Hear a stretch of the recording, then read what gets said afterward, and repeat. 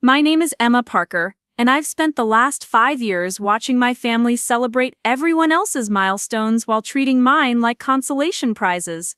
I'm the daughter who chose purpose over prestige, the sister who didn't follow the golden path, the woman who smiled through 1,000 passive-aggressive questions about my future. But nothing prepared me for the moment my mother stood in front of 200 wedding guests, champagne glass raised, and said the words that would change everything. Your brother's wedding was perfect. When will it be your turn? I smiled, because what she didn't know, what none of them knew, was that the man I'd been quietly dating for 3 years, the one they dismissed as just a coffee shop worker, had more success, more influence, and more integrity than anyone in that room could imagine. And in exactly 48 hours, at a gathering none of them saw coming, the truth would spill out in the most spectacular way possible. Let them wonder, let them judge. The real story was just beginning, and it would rewrite everything they thought they knew about success, about love, and about me. Before we jump back in, tell us where you're tuning in from, and if this story touches you, make sure you're subscribed, because tomorrow, I've saved something extra special for you. It started on a Saturday afternoon in September, when the maple trees around Lake Oswego were just beginning to turn amber and rust. I was sitting in my modest loft in the Alberta Arts District, grading papers from my 10th grade English class, when my phone buzzed with the family group chat notification I'd been dreading for weeks. Mom had sent a photo of Tyler and Jessica standing on the steps of the Sentinel Hotel downtown, both of them glowing in that perfect newly engaged way that makes everyone else feel like they're running behind in life. The caption read, "They've set the date, October 14th at the Sentinel, black tie, save the date cards going out next week, so proud of my son." 3 heart emojis, 1 crying happy face, 0 acknowledgement of the daughter who'd been teaching underprivileged kids for the past 4 years.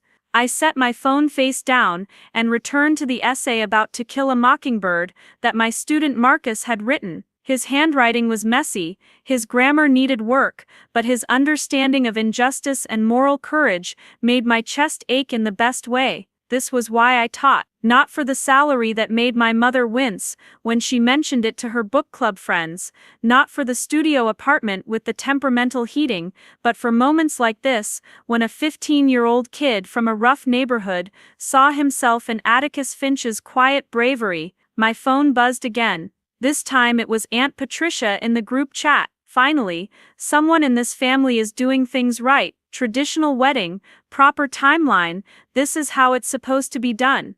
I could practically hear her pointed tone through the screen.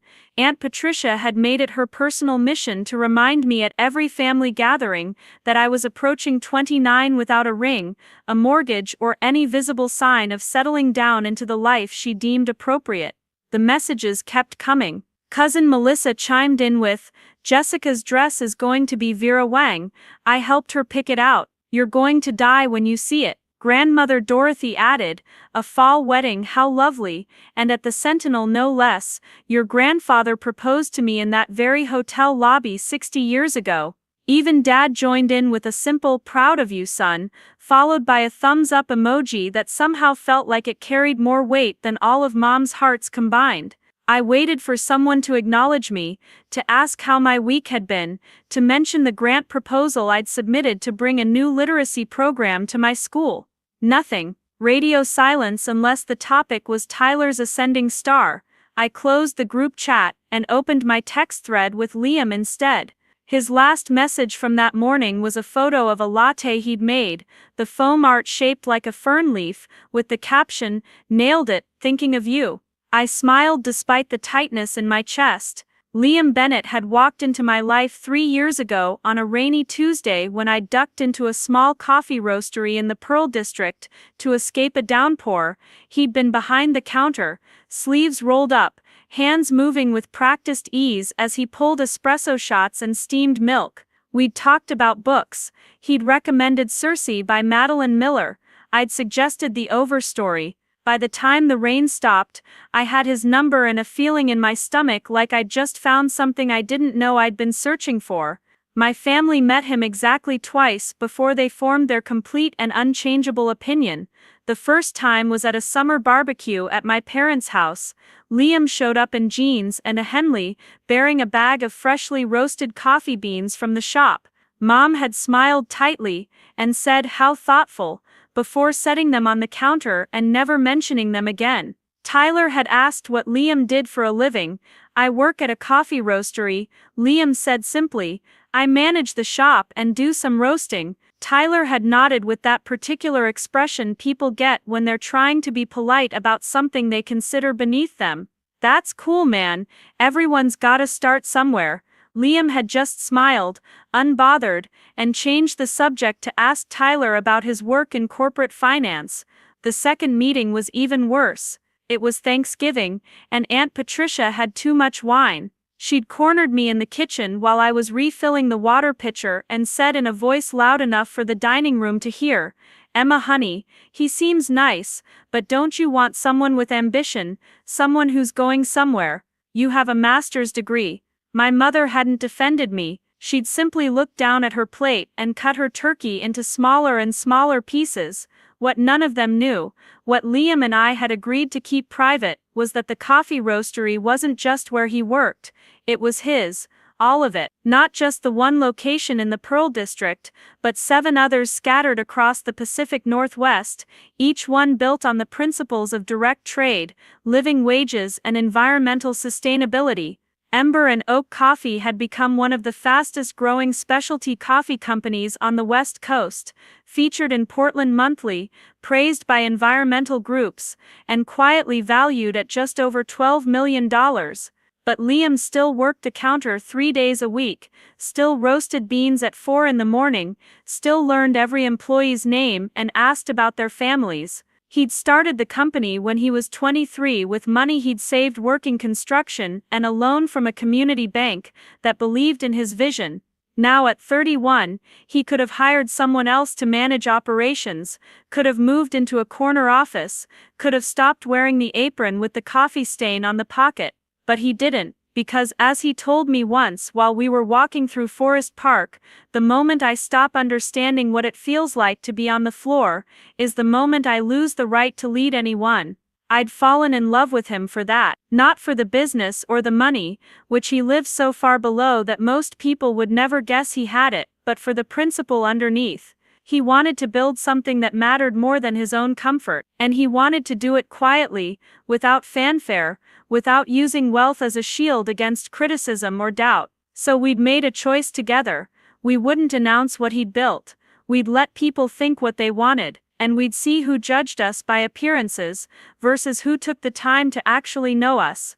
My family had failed that test spectacularly. Over the next 6 weeks, as Tyler and Jessica's wedding preparations consumed every family conversation, the comments about my life got sharper and more frequent. At a weekend brunch, Mom sighed dramatically and said, "I just worry about you, Emma. You're so focused on work and this relationship that isn't going anywhere. When are you going to think about your future?" Preparing and narrating this story took us a lot of time, so if you are enjoying it, subscribe to our channel. It means a lot to us. Now back to the story. I'd smiled and said, "I think about it every day," and left it at that. At a dress fitting for the bridesmaids, Jessica's mother had pulled me aside and said with saccharine sweetness, "You know, dear, there's no shame in being single at your age. Lots of women are focusing on careers now." I wasn't even single, but correcting her felt pointless. During a family dinner, Grandmother Dorothy had looked at me over her glasses and said, "In my day, a woman your age would have been married with children already. Times have certainly changed." Dad had cleared his throat uncomfortably, but said nothing. Tyler had scrolled through his phone, and Mom had just nodded along like Dorothy was sharing wisdom instead of judgment wrapped in nostalgia. The only person who pushed back was my younger cousin Amy, who was 22 and still in college. She'd rolled her eyes so hard I thought they might stick and muttered, "Maybe Emma actually likes her life. Ever think of that?" Grandmother Dorothy had frowned. Amy had been uninvited from the next family dinner. I'd sent her a gift card and a thank you text. Through it all, Liam remained steady. He never asked me to defend him, never suggested we should just tell everyone the truth to make it easier. He simply showed up when I needed him, listened when I vented, and reminded me that other people's opinions didn't define our worth. We spent our evenings cooking dinner in my tiny kitchen, reading on the couch with our feet tangled together, taking long drives out to the coast, where we could breathe without the weight of expectation pressing down on us. He treated my work with respect, asking about my students, celebrating when one of them had a breakthrough, helping me prep supplies for classroom projects. And slowly, I realized that this quiet life we'd built together meant more to me than any grand gesture or public validation ever could. But my family couldn't see that. They saw a woman approaching 30 without a ring. They saw a teacher making $42,000 a year. They saw a boyfriend who worked at a coffee shop, and they measured all of it against Tyler's six-figure salary, his downtown condo, his picture-perfect fiancée, with her marketing degree and her Peloton and her color-coordinated Instagram feed. The wedding arrived like a storm I'd been watching gather on the horizon. The Sentinel Hotel was transformed into something out of a magazine spread, all cream-colored roses and Edison bulb chandeliers, and gold-rimmed everything. Jessica wore Vera Wang as promised. Tyler wore a custom suit. The ceremony was flawless, the kind of flawless that only happens when you have a wedding planner and an unlimited budget and a family that believes appearances are everything. I sat in the third row, wearing a navy dress I'd borrowed from a friend, because buying something new felt wasteful when I was saving for classroom supplies. Liam sat beside me in a simple but well-tailored suit, his hand warm and steady on my knee whenever the whispers got too loud. And there were whispers. I heard them during the cocktail hour when Aunt Patricia told her friend, "That's Emma's boyfriend, he works at a coffee shop, such a sweet girl, but she really doesn't aim very high, does she?" I heard them during dinner when one of Jessica's aunts asked Mom, within my earshot, "Is your daughter seeing anyone serious?" And Mom had hesitated just long enough before saying, "She's dating someone," in a tone that suggested I was dating a park bench. I heard them during the speeches when Tyler thanked everyone who'd supported him and Jessica on their journey, everyone who believed in them, everyone who showed them what success looks like, and his eyes skipped right over me like I was part of the wallpaper. But the worst moment, the one that made my smile freeze and my hands clench under the table, came during the reception when the dancing had started and the champagne was flowing freely. Mom stood up, slightly tipsy, microphone in hand, because she'd insisted on giving a second speech after her official mother of the groom toast. She looked radiant in her emerald cocktail dress, her hair professionally styled, her makeup perfect. She looked like a woman who'd gotten everything she wanted in a son, and she was about to make sure everyone knew it. She tapped the microphone twice, and the room quieted. "I want to say something else," she began, her voice warm and wavering with emotion. "Tonight has been perfect, absolutely perfect, and I couldn't be more proud of Tyler and Jessica. This is what I dreamed of for my children, this kind of success, this kind of partnership, this kind of future." She paused, dabbing at her eyes with a cocktail napkin. "Jessica is everything I could have hoped for in a daughter-in-law, accomplished, graceful, the perfect match for my son, and as I look at them starting this beautiful life together, I can't help but think." She turned, and her eyes landed directly on me. "When will it be your turn, Emma?" The room went silent. 200 people turned to look at me. I felt Liam's hand tighten on mine under the table. Mom was still talking, still smiling like she'd just paid me a compliment instead of humiliating me in front of everyone I knew. "I know you're focused on your teaching, and that's wonderful, honey, but don't you want this too? Don't you want what your brother has?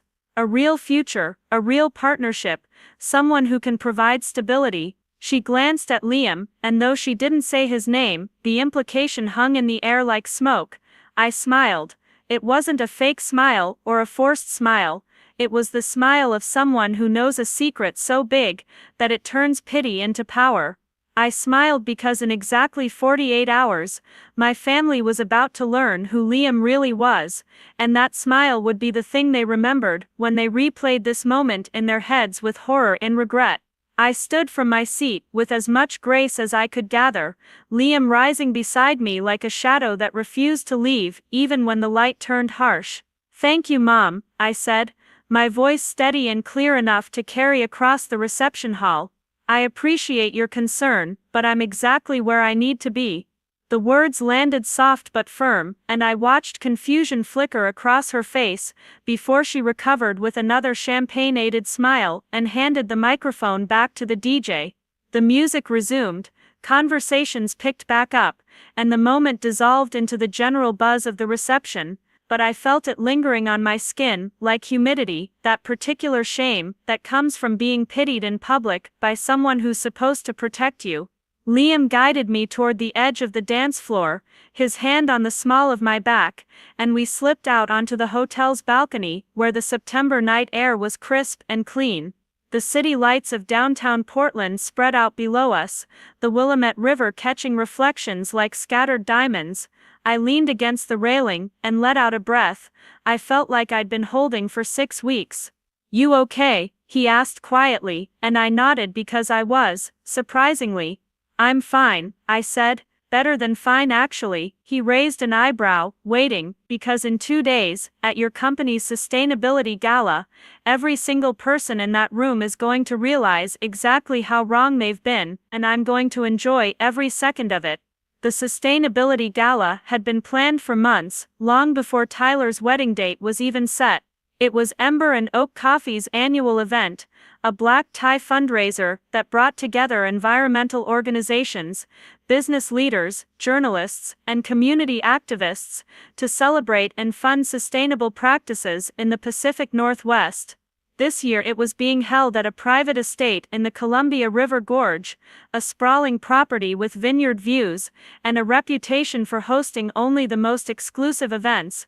Liam had invited my entire family weeks ago, framing it as a nice event that might interest them, something to do the weekend after Tyler's wedding. They'd all RSVP'd, yes, mostly I suspected because the venue was impressive, and it gave Mom another chance to wear one of her gowns.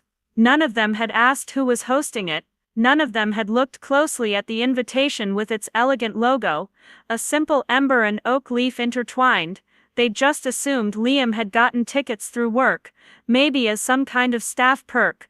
The irony was almost too perfect. We stayed at the wedding another hour, long enough to be polite, long enough for me to hug Tyler and wish him well with genuine warmth, because despite everything he was still my brother. Jessica kissed both my cheeks and told me my dress was cute in a tone that made cute sound like a synonym for trying. Aunt Patricia cornered us near the coat check to tell Liam he seemed like a hard worker and that manual labor built character, which was rich coming from a woman who'd never worked a day in her life after marrying into money at 23. Grandmother Dorothy patted my hand and said perhaps I'd meet someone at the gala. "You never know, dear, these events are wonderful for networking." Dad gave me a hug that lasted a beat too long, and I wondered if some part of him sensed that he should apologize, but couldn't quite figure out what for. Mom was holding court near the dessert table, laughing with Jessica's parents, and when she saw us leaving she waved with her fingers, the kind of wave you give to acquaintances, not your daughter. "Drive safe," she called out, "and I'll see you Monday for brunch before the gala." I nodded, already mentally preparing for what that brunch would be like, knowing it would be one last round of commentary before everything shifted. Liam and I drove home in comfortable silence, his hand resting on my thigh as the city lights blurred past. When we got back to my loft, I kicked off the borrowed heels that had been pinching my feet for 6 hours and collapsed onto the couch. He brought me tea without asking, chamomile with honey, and sat beside me with my feet in his lap. "Want to talk about it?" he asked, and I shook my head. "I just want to be here with you, and not think about any of them until I have to." He nodded, and turned on a documentary about ocean conservation that we'd been watching in pieces all week. We sat there until I fell asleep against his shoulder, and when I woke up at 2 in the morning, he'd covered me with a blanket and was dozing beside me, his arms still around my shoulders like even in sleep, he was making sure I knew I wasn't alone. The next morning was Sunday, which meant farmer's market and lazy breakfast, and the kind of quiet routine that had become my favorite part of weekends. We walked through the stalls at the Portland Farmers Market, buying fresh bread and local honey and vegetables we'd turn into soup later. Liam knew half the vendors by name, asked about their families, their harvests, their plans for winter. He bought flowers from an elderly woman who grew dahlias in her backyard, the blooms so deep red they looked almost black. "These are for you," he said, handing them to me with a grin that made my chest feel full. For surviving yesterday, I buried my face in the petals and smiled. You know what the best part of yesterday was? What? Knowing that in less than 48 hours, my mother is going to realize she spent an entire wedding reception pitying me in front of 200 people, and then she's going to walk into that gala and see your face on every program, every banner, every piece of literature about Ember and Oak. He laughed, the kind of genuine surprised laugh that crinkled the corners of his eyes. You're kind of ruthless when you want to be. Only when people earn it, I said, and trust me, they've earned it. We spent the rest of Sunday preparing, not for the gala itself, because Liam's team had that handled down to the last detail, but for the emotional aftermath. We talked through how we'd handle the questions, the shock, the inevitable attempts at backpedaling. We agreed we wouldn't be cruel, wouldn't rub it in, but we also wouldn't pretend the last 3 years of judgment hadn't happened. I'm not going to let them rewrite history, I said firmly. I'm not going to smile and act like all those comments about your ambition and my choices didn't hurt.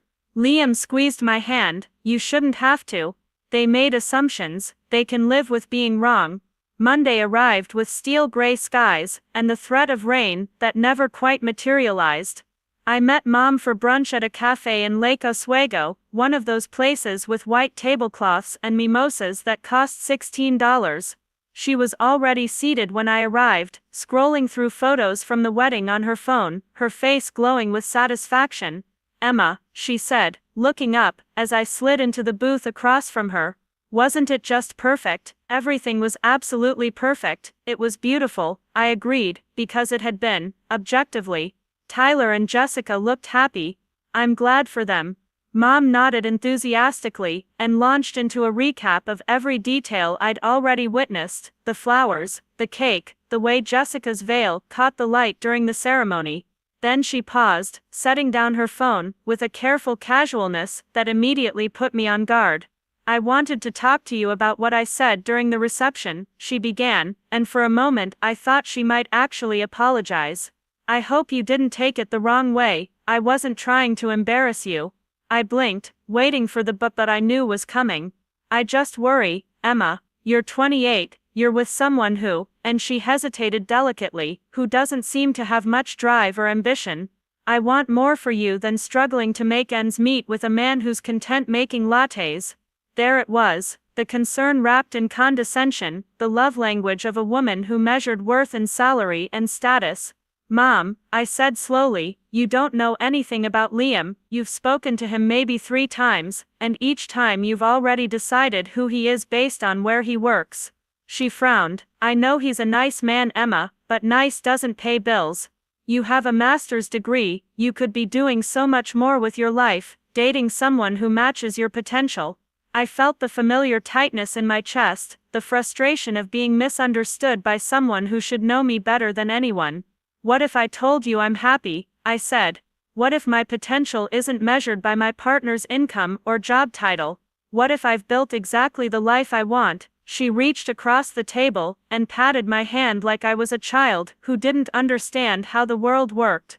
"Sweetheart, happiness is important, but so is security, so is planning for the future. I'm just trying to help you see that before it's too late." I pulled my hand back gently. "I appreciate your concern, but I'm fine, better than fine. You'll see."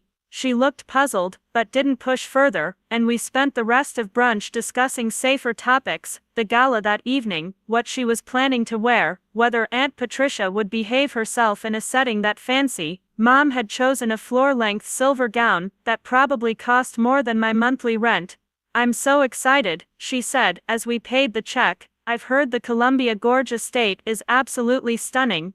Liam must have worked really hard to get tickets to something this exclusive. I smiled into my coffee. He did work hard, harder than you know.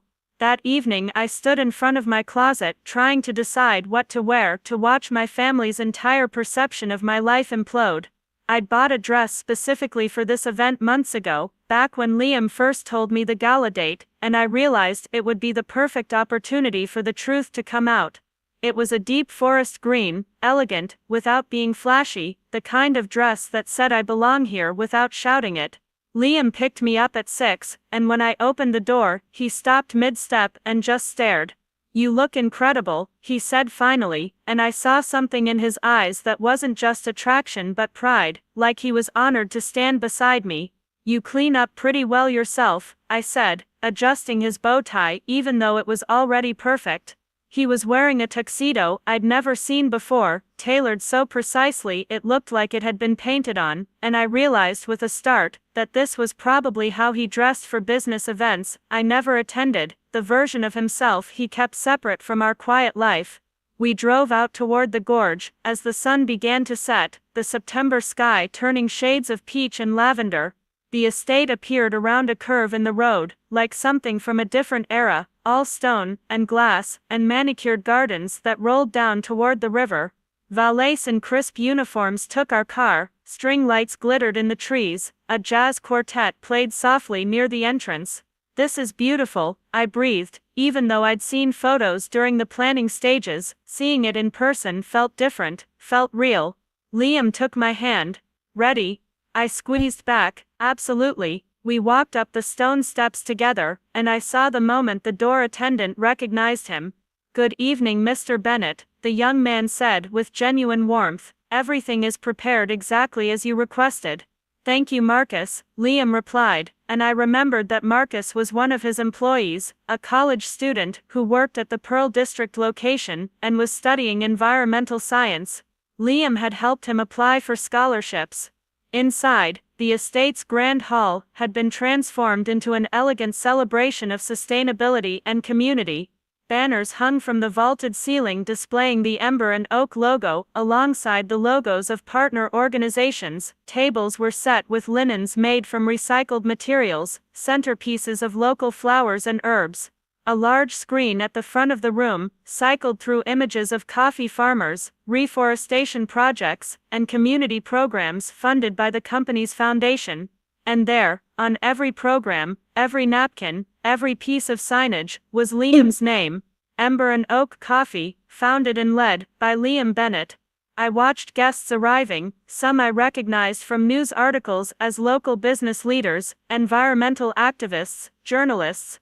They greeted Liam with respect and familiarity, shaking his hand, thanking him for the invitation, discussing projects and partnerships.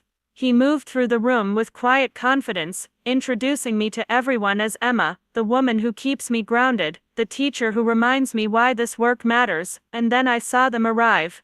My family, stepping through the entrance in a cluster of expensive fabric and expectation.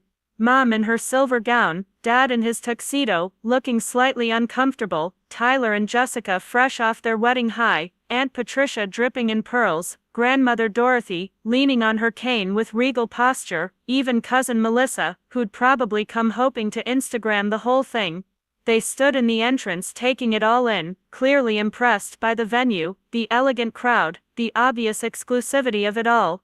Mom was already scanning the room, probably looking for us, ready to comment on how nice it was that Liam had gotten them tickets. I felt Liam's hand on my lower back. "Here we go," he murmured. I spotted Mom seeing us across the room. She waved, that same finger wave from the wedding, and started walking toward us, with the rest of the family trailing behind. But as she got closer, I saw her step slow, saw her eyes catch on a banner overhead, saw her gaze drop to the program in her hand, that someone had given her at the door. Saw the exact moment she read Liam's name, and her face went blank with confusion. She stopped about 10 feet away, the rest of the family clustering around her, all of them now staring at the programs, at the banners, at the staff members, who kept stopping to greet Liam with deference and respect. "Emma," Mom said slowly, her voice uncertain in a way I'd never heard before. "What is this? "This is the Ember and Oak Coffee Sustainability Gala," I said calmly, "annual fundraiser for environmental and community programs. You RSVP'd weeks ago," but she looked at Liam, then back at me, then at the program in her trembling hand. "This says," Liam stepped forward with that same gentle smile he'd worn when Aunt Patricia told him manual labor built character, "it says, I'm the founder and owner," he finished for her, "because I am. I started Ember and Oak 8 years ago. We now have 7 locations, a roasting facility, and a foundation that's funded over 40 environmental and social programs across the Pacific Northwest." The silence that fell over my family was so complete I could hear the jazz quartet playing from the other room. Tyler's mouth had fallen open. Jessica looked like she was trying to recalculate equations in her head that no longer made sense. Aunt Patricia had gone pale, her pearls suddenly looking like they were choking her. Grandmother Dorothy gripped her cane tighter, her sharp eyes moving between Liam and me like she was seeing us both for the first time. But it was Mom's face that held my attention. The shock, the confusion, and underneath it all, the dawning realization of every comment she'd made, every pitying look, every subtle insult delivered over 3 years to a man who'd been successful beyond anything she'd imagined, who'd simply chosen humility over performance. Mom's champagne flute slipped from her fingers and shattered against the marble floor, the sound sharp and final in the stunned silence. A staff member appeared immediately with a cloth, but she didn't even notice, her eyes fixed on Liam like he was a puzzle she couldn't solve. "But you work at a coffee shop," she said, her voice barely above a whisper. "You make drinks. You wear an apron." "I do," Liam said easily. No defensiveness in his tone. "I work the counter at our Pearl District location 3 days a week. I roast beans most mornings at 4. I believe if you're going to run a company, you need to understand every job in it. You can't lead people through work you're not willing to do yourself." Tyler found his voice first, though it came out strangled. 7 locations? How is that even possible? You never mentioned. He trailed off, probably remembering every conversation where he dominated the discussion with talk of his corporate position, while dismissing Liam with barely concealed pity. "I don't tend to lead with my resume," Liam said with a slight shrug. "I prefer people get to know me first, see how I treat others, what I value. The business is just what I do. It's not who I am." Aunt Patricia made a sound somewhere between a gasp and a choke. She'd gone from pale to flushed, her hand clutching her pearls like they might anchor her to reality. "But all this time," she stammered, "we thought, I mean, you seemed so—" She couldn't finish the sentence, couldn't quite articulate that she'd thought he was beneath us, that we'd all thought he was someone to pity rather than respect. Jessica recovered her composure enough to glance around the room, and I watched recognition dawn as she spotted faces she clearly knew from Portland's business scene. She worked in marketing, ran in those circles, and suddenly she was surrounded by people she'd probably tried to network with at other events, all of them here because Liam had invited them. Her face went through several shades of red before settling on a mortified pink. "Emma," Dad said, and his voice was so quiet, so defeated, that I almost felt sorry for him. "Why didn't you tell us?" "Because you never asked," I said simply. "You met Liam twice and decided you knew everything about him. You heard he worked at a coffee shop, and that was enough for you to judge his entire worth, his future, his value as a partner. And honestly, I wanted to see if any of you would look past the surface, if any of you would bother to actually get to know him before deciding he wasn't good enough." The words hung in the air between us. Truth without venom, observation without cruelty. Mom's eyes were filling with tears now, mascara beginning to smudge at the corners, and I could see her replaying every conversation, every dismissive comment, every pitying look she'd given me over the past 3 years. The wedding toast especially, that public moment of concern about my future with a man who couldn't provide stability, all of it now revealed as spectacular misjudgment delivered in front of 200 witnesses. Grandmother Dorothy was the first to move. She stepped forward with her cane, her posture still regal despite the shock written across her face, and she looked at Liam with an expression I couldn't quite read. "Young man," she said, her voice steady despite everything, "I have spent 3 years believing you were taking advantage of my granddaughter's kind nature. I see now that I was remarkably foolish. It wasn't quite an apology, but coming from Dorothy, it was close. Liam's expression softened. Mrs. Harrison, with respect, I was never taking advantage. I was just living my life quietly, the way I prefer. Your granddaughter saw that and loved me anyway. That's not something I take lightly. Dorothy nodded slowly, and I saw something shift in her eyes, a recalibration happening in real time. She turned to me. You chose well, she said, and there was an edge of regret in her voice. I'm sorry I couldn't see it. A well-dressed couple approached us then, and I recognized the woman as the director of a major environmental nonprofit. Liam, she said warmly, completely oblivious to the family drama unfolding. We need to steal you for photos before dinner. The governor just arrived and she's asking for you. Liam glanced at me and I nodded. Go, I said. I'll be fine. He squeezed my hand once before walking away with the couple, falling into easy conversation about watershed restoration projects. I watched him go. This man who'd built something extraordinary and wore it so lightly that my entire family had missed it. I turned back to find them all staring at me with varying expressions of shock, shame, and confusion. The governor, Melissa said, her voice faint. He's meeting with the governor? Mom lowered herself into a nearby chair like her legs wouldn't hold her anymore. I don't understand, she said, and she sounded so lost that part of me wanted to comfort her, but a larger part knew she needed to sit with this. If he's this successful, why does he still work behind a counter? Why live so modestly? Why not tell us? Because that's who he is.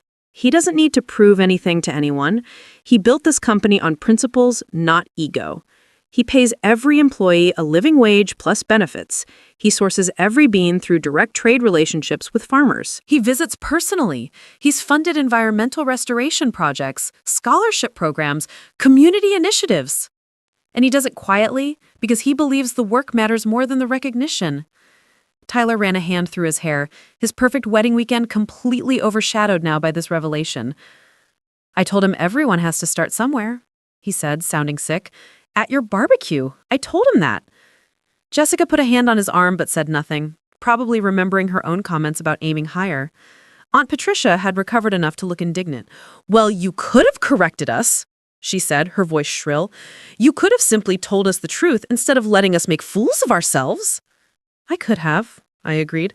But then I wouldn't have learned who was willing to judge someone based on their job title versus their character. I wouldn't have seen who in my own family valued appearances over authenticity. And honestly, after 3 years of comments about my choices, my future, my relationship, I think I earned the right to let you all discover you were wrong in the most spectacular way possible. Dad flinched. The wedding toast, he said. Oh God, Emma, your mother's toast. Mom made a sound like a wounded animal. 200 people. She whispered. I stood in front of 200 people and asked when you'd find someone who could provide stability. I pitied you in front of everyone we know. And he was... She gestured helplessly toward where Liam stood across the room, shaking hands with the governor. He was this the entire time. I didn't respond because there was nothing to say that wouldn't sound like triumph. And despite everything, I didn't want to grind their noses in it. I just wanted them to understand, to finally see what they'd been too blind to recognize before. A staff member approached with a gentle smile. Excuse me, the program is about to begin.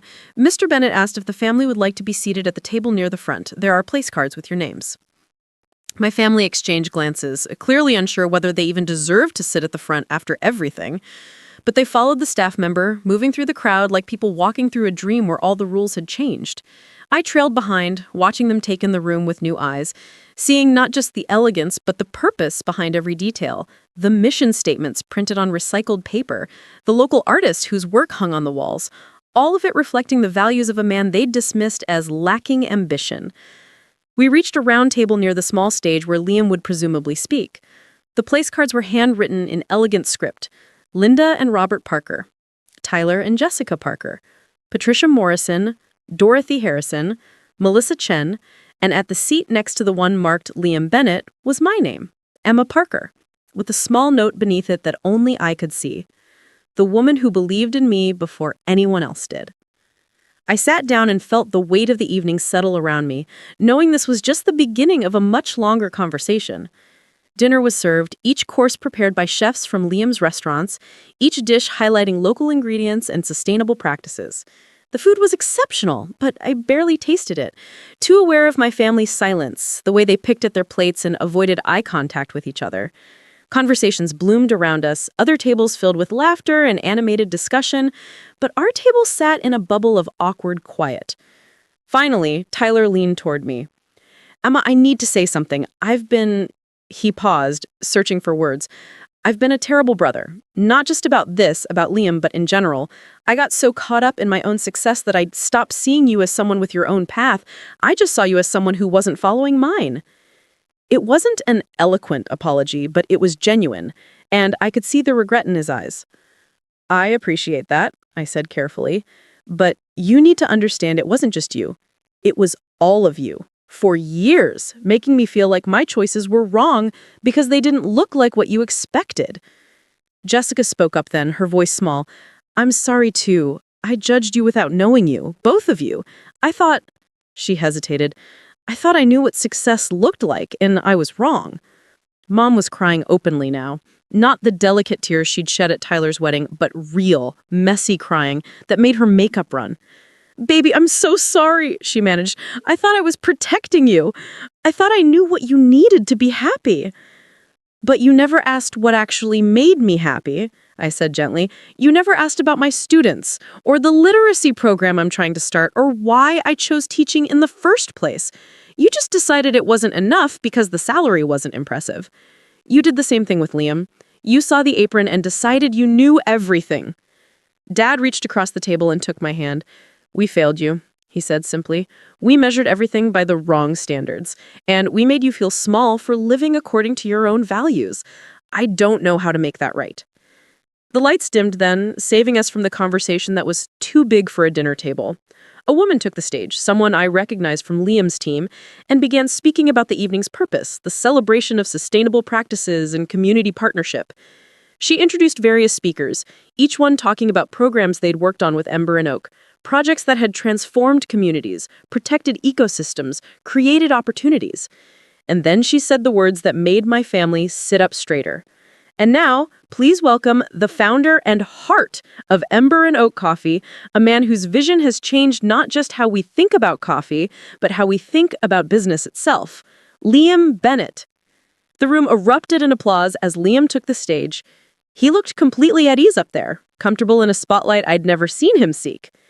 He waited for the applause to die down, then smiled that warm smile I'd fallen in love with 3 years ago in a coffee shop during a rainstorm.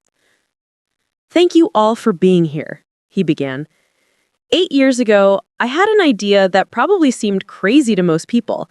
I wanted to build a coffee company that put people and planet before profit, that proved you could be successful while being ethical, that showed business could be a force for good.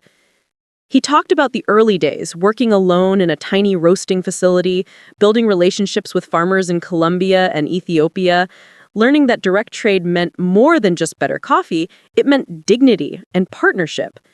He talked about opening the first location and his decision to work every position, to understand the business from the ground up. He talked about the moment he realized he could do more, that success meant responsibility, that wealth was only meaningful if it lifted others. Said something that made my chest tighten. But none of this would mean anything without the people who believed in it when it was just an idea. My employees, who took a chance on a company that cared more about values than rapid expansion. The farmers who trusted me when I was nobody. The community members who supported us. And especially, he paused, his eyes finding mine across the room, the woman who saw who I was when I had flour on my jeans and coffee stains on my shirt, who loved me not for what I built, but for why I built it. The room turned to look at me, hundreds of eyes finding our table, and I felt my face flush. Liam continued, Emma teaches high school English to kids who don't always believe in themselves. She makes less in a year than some people spend on a car, and she's never once asked me to be anything other than who I am. She's never needed me to prove my worth with a title or a salary. She just needed me to be kind, to be present, to share her values. That's the kind of success that matters. the kind my company could never measure. The applause that followed was thunderous, but I barely heard it over the pounding of my heart. Mom was crying again, but differently now. Her hand over her mouth, her eyes on me was something that looked like understanding finally breaking through. Dad's jaw was tight, like he was fighting his own tears. Tyler stared at his plate. Jessica wiped at her eyes carefully, trying not to smudge what was left of her makeup. Liam finished his speech talking about the evening's fundraising goals, the projects they hoped to launch, the partnerships being formed. Then he invited people to enjoy the rest of the evening, to connect with the organizations present, to be part of the change they all believed in. As he left the stage, people swarmed him, wanting to shake his hand, share ideas, express gratitude. I watched him navigate it all with the same grace he showed when someone ordered a complicated drink at the shop, present and genuine with each person. I stood, needing air, needing a moment away from my family's apologetic eyes. I slipped out through a side door and found myself on a terrace overlooking the gardens, the river visible in the distance under a sky full of stars. The September night had turned cold, but I didn't care, just breathed in the clean air and let the weight of the evening settle on my shoulders. I heard footsteps behind me and turned to find grandmother Dorothy making her way carefully across the terrace, her cane tapping against stone. She came to stand beside me at the railing, both of us looking out at the view in silence for a long moment. "I was married to your grandfather for 43 years, she finally said. "He was a good man, a provider, respectable, but I'm not sure he ever once asked me what I wanted, what made me happy beyond the life he'd planned for us." She turned to look at me, and in the dim light I could see tears on her weathered cheeks. I've spent my whole life believing that security and status were the same as happiness. Watching you tonight, hearing that young man speak about you, I realize I was wrong. You found something I never had. Someone who sees you. I felt my own eyes sting. "Grandma," I started, but she held up a hand. "Let me finish. I'm 84 years old, and I've been a fool, especially about you. I pushed my values onto you because I thought I was protecting you from struggle, but you were never struggling.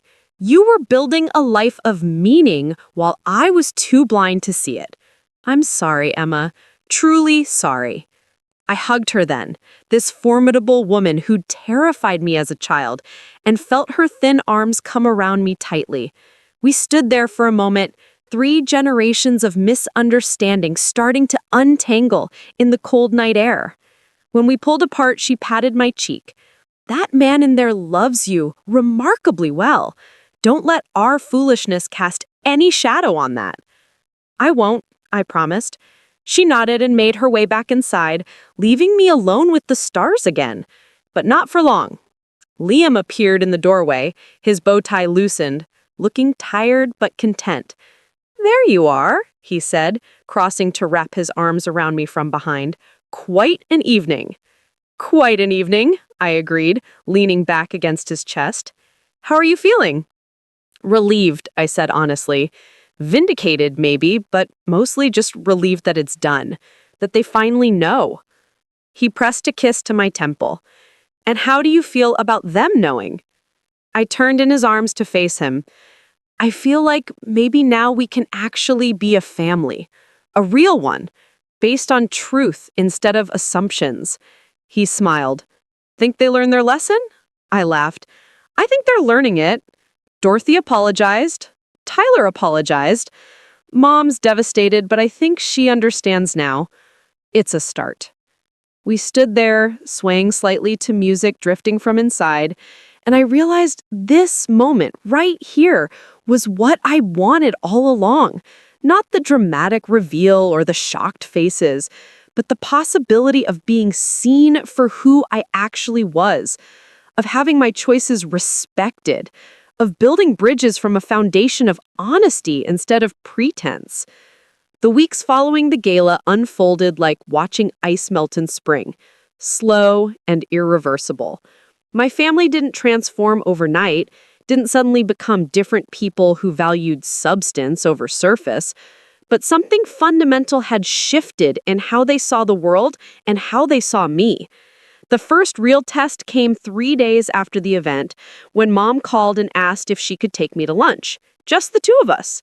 We met at a quiet bistro in the Pearl District, ironically, just 2 blocks from the Ember and Oak location where Liam was working that afternoon. She arrived early. I could see her through the window, already seated, her hands wrapped around a coffee cup like she was trying to draw warmth from it, even though the day was mild.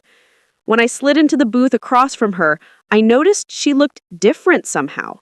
Smaller, maybe, or just less certain. She'd always carried herself with this unshakable confidence that came from believing she understood how the world worked. But now there was hesitation in her eyes, a carefulness in how she held herself. "Emma," she stopped, then stopped again, her fingers tightening around the cup. "I've been trying to figure out what to say to you for 3 days.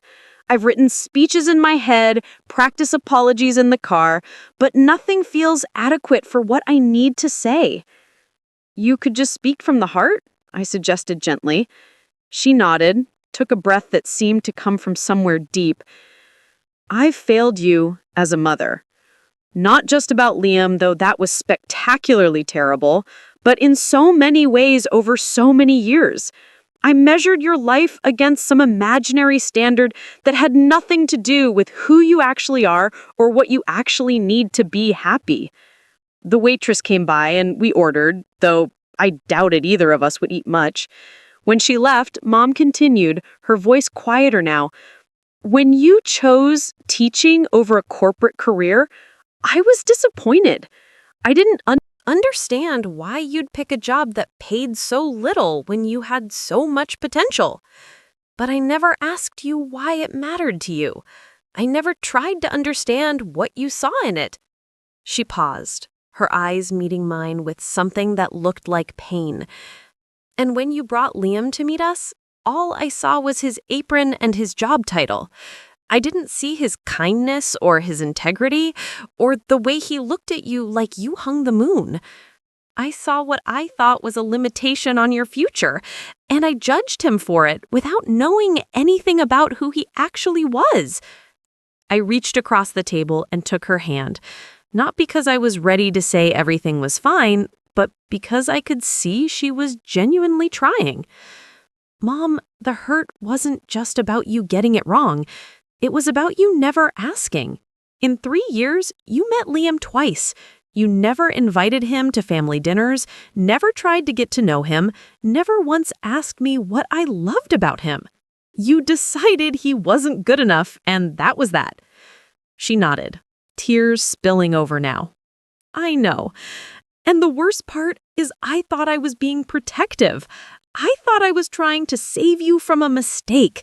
But all I was doing was showing you that I valued appearances more than I valued your judgment, your happiness, your actual life. The wedding toast." She pressed her hand to her mouth like she could push the words back in. "Emma, I humiliated you in front of everyone. I stood up there and pitied you for having exactly what I should have celebrated. I don't know how you can forgive that." "I don't know if I'm ready to forgive it yet," I said honestly. "But I'm willing to try if you're willing to actually change, to actually see me as someone capable of making good choices, even when they don't look like yours." She squeezed my hand. "I want to change. I want to understand. Tell me about your students, about why teaching matters to you. Tell me about Liam, about how you fell in love. Tell me all the things I should have asked about years ago." So I did. I told her about Marcus, the kid who wrote about Atticus Finch and saw himself in that quiet courage. I told her about the literacy program I was developing, how it could change the trajectory of kids' lives if we could just get the funding. I told her about meeting Liam in the rain, about conversations that stretched for hours, about the way he treated servers and strangers with the same respect he showed to everyone. I told her about his philosophy of leadership, about watching him mentor young employees, about the morning I saw him mopping the floor at 5 a.m. because the night crew had been short-staffed and he wouldn't ask anyone to do work he wasn't willing to do himself. Mom listened without interrupting, really listened in a way she maybe never had before. And I watched her face transform as she began to understand not just the facts, but the meaning underneath them. "That's why he still works the counter," she said slowly. "It's not about the money or proving anything. It's about staying connected to the purpose." "Exactly," I said. "He could sit in an office and manage from a distance, but then he'd lose touch with what makes the business matter. He'd become the kind of leader he never wanted to be." She was quiet for a long moment, processing. "Your father and I built our life around traditional markers of success. Good schools, good jobs, good addresses.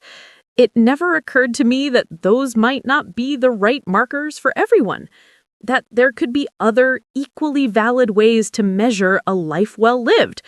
I'm 56 years old, and I'm just now learning that lesson from my daughter." Our food arrived, and we picked at it while talking about everything we'd never discussed before. The assumptions she'd made about my life, the judgments I'd swallowed instead of confronting, the ways we'd both contributed to the distance between us. It wasn't a complete healing. Wounds that deep don't close in one conversation, but it was a genuine start, and that mattered more than I'd expected it to. Before we left, Mom hesitated with her hand on her purse. "There's something else I need to say.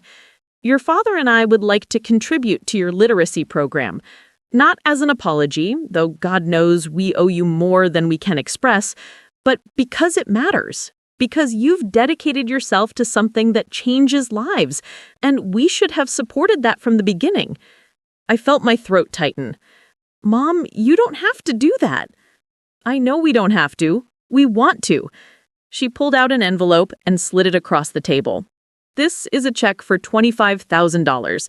It's a start for your program, and if you need more, you tell us. This is important work, Emma. Your work. And we should have recognized that years ago." I opened the envelope with shaking hands and stared at the check, at the amount that could fund materials and training and everything I'd been trying to piece together on my teacher salary. "Thank you," I whispered. "This will change everything for my students." She smiled, tentative but real. "Good. That's what matters." When I left the restaurant, I walked the 2 blocks to Liam's shop and found him behind the counter helping the afternoon rush. He spotted me through the window and his whole face lit up in a way that still made my heart skip. I waited until there was a lull, then told him about lunch, about Mom's apology, about the check.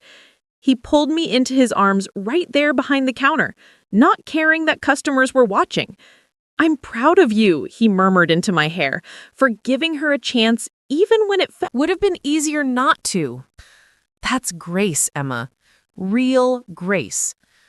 The following Sunday, my entire family gathered at my parents' house for dinner, something that hadn't happened with everyone present in over a year. But this time felt different from the moment I walked in. Mom hugged me tightly at the door. Dad shook Liam's hand with actual warmth. And even Aunt Patricia managed a stiff but genuine apology for her years of dismissive comments. Tyler pulled Liam aside before dinner, and I watched them talk on the back patio, my brother's posture humble in a way I'd rarely seen.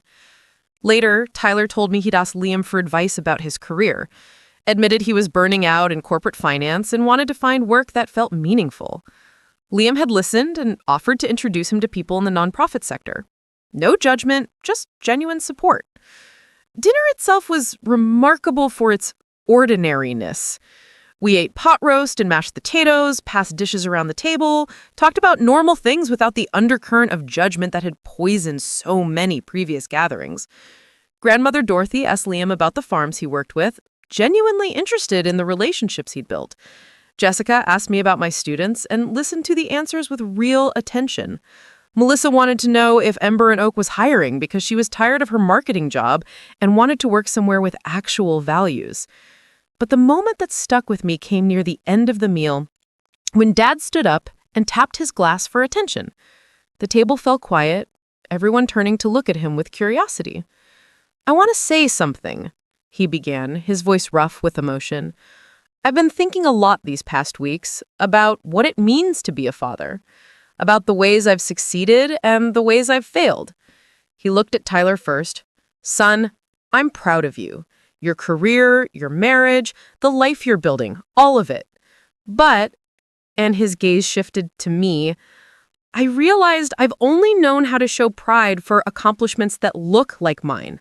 I valued your corporate success, Tyler, because I understood it. It was familiar." He turned fully to face me now. "Emma, I didn't know how to value what you were doing because it was different.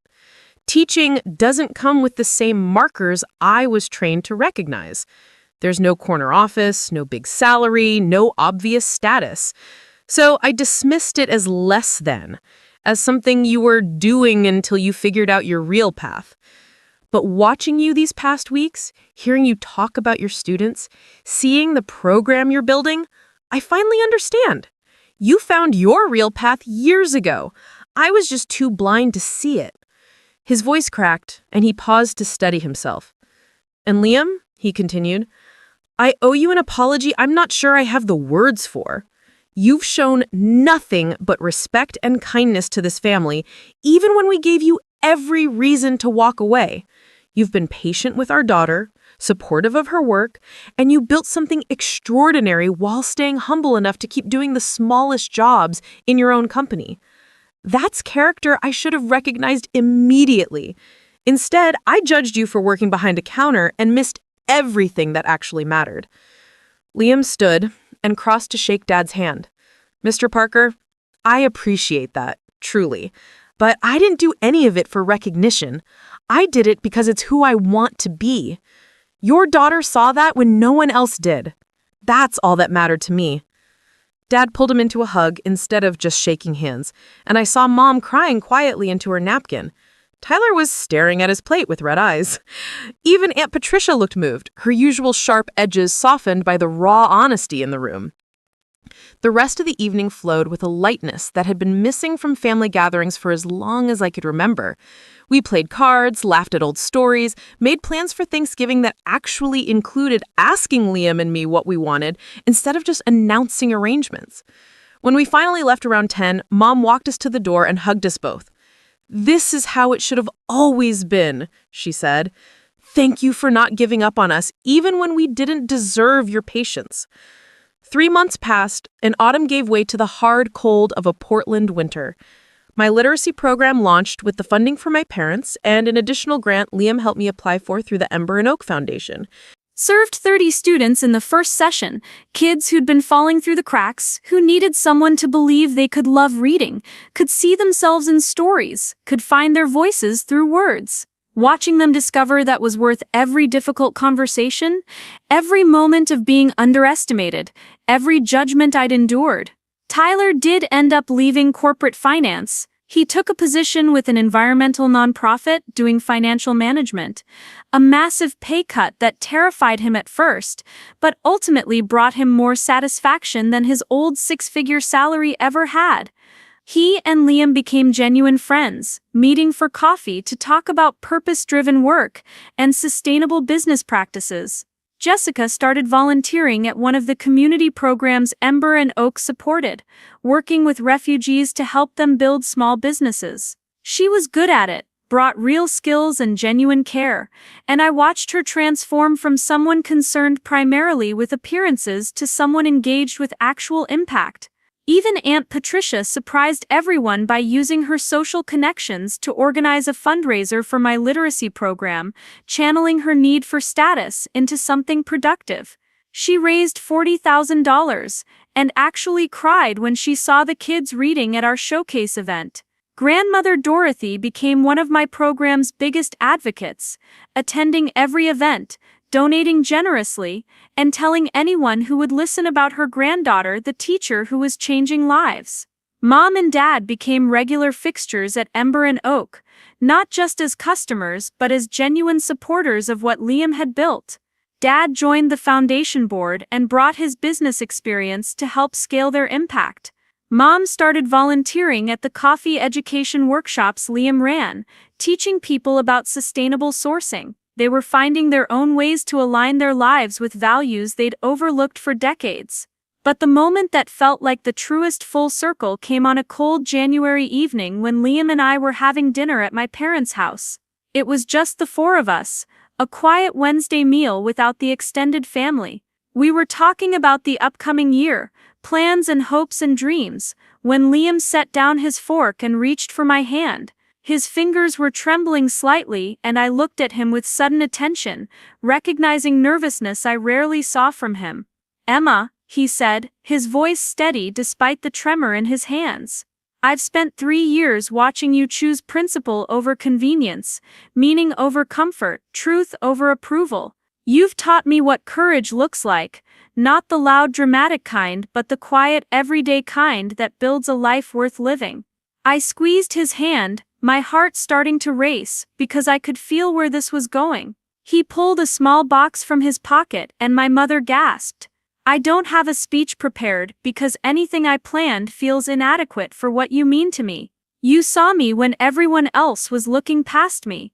You valued what I was building not because it was profitable, but because it was purposeful. You never needed me to be anything other than exactly who I am." He opened the box and inside was a ring, simple and beautiful, a single stone set in recycled gold. "Will you marry me? Will you build the rest of this quiet, meaningful life with me?" "Yes," I said, the word coming out choked with tears and joy, and 3 years of loving this man who'd taught me that being underestimated was sometimes the greatest gift, because it showed you who really saw you. "Yes, absolutely yes." He slid the ring onto my finger and pulled me into his arms, while my parents cried and laughed and hugged us both. Mom was apologizing through her tears, saying she was so happy, so grateful she hadn't ruined this with her foolishness, so blessed that I'd found someone who loved me this well.